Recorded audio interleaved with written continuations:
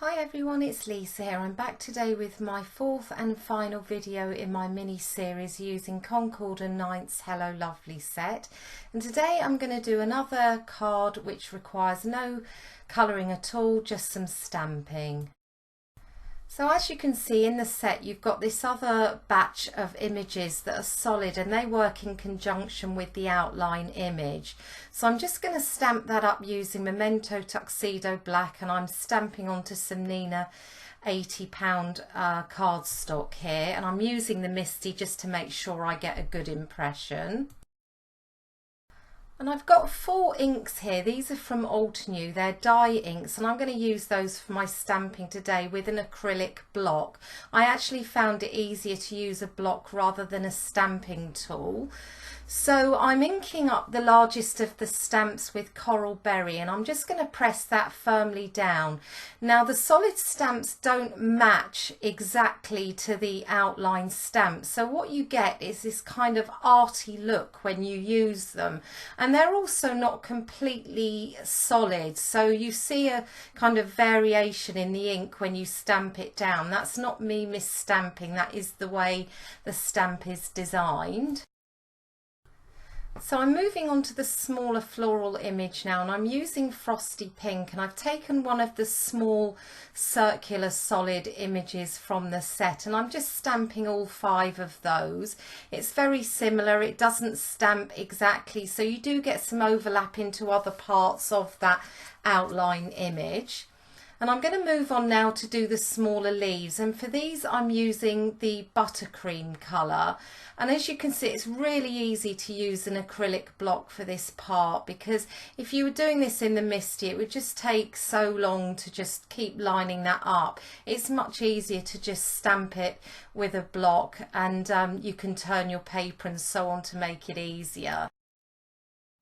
So for the final leaf I'm using frayed leaf colour, and I'm going to ink up that stamp, but I'm actually going to take some of the ink off because I don't want that green going into the pink particularly.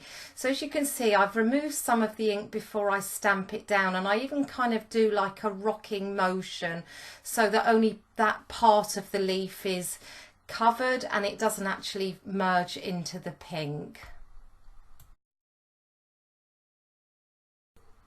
I'm going to stamp my sentiment now. I have sped this coverage up quite a lot because I was having a lot of problems editing today and I wasn't able to shorten this section for some reason.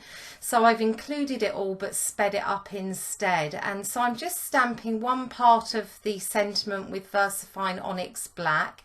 And for the second part I thought it would be nice to coordinate that with the Coral Berry in the flower.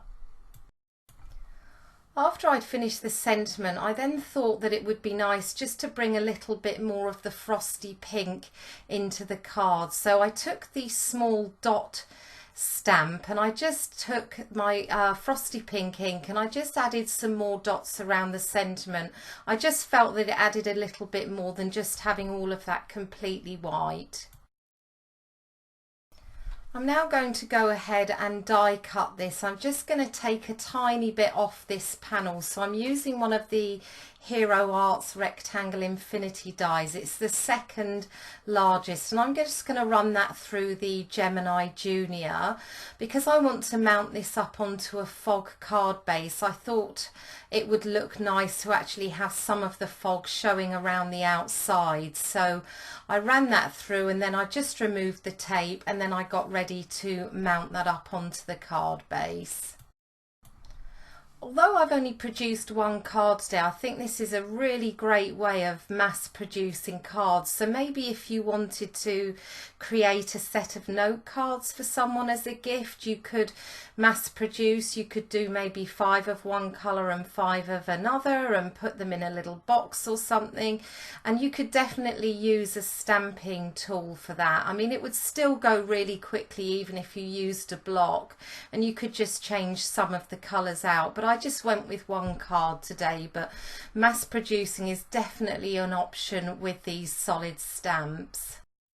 So that brings me to the end of the card today. I do hope that you found that useful. It is interesting to see how those other stamps can be used. So I'm going to include all the details of the card over on my blog, and I will put links to all the products I've used in the description below and also over on my blog. And thank you so much for joining me. I'll be back to share another project with you soon.